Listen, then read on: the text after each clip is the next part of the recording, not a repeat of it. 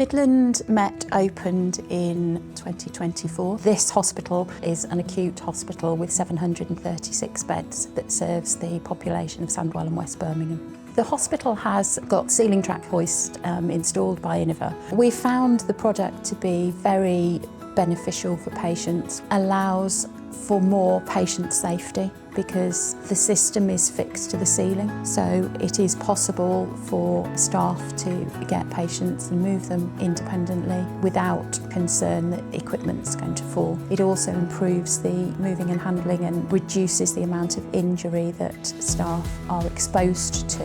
We went through a competitive process for selecting which company would provide our hoists. Innova were the company that we chose because of some of the features that they had. A system that allowed us to use one hoist within 2 bed spaces because they had a system that allowed us to hop it over from one to the other.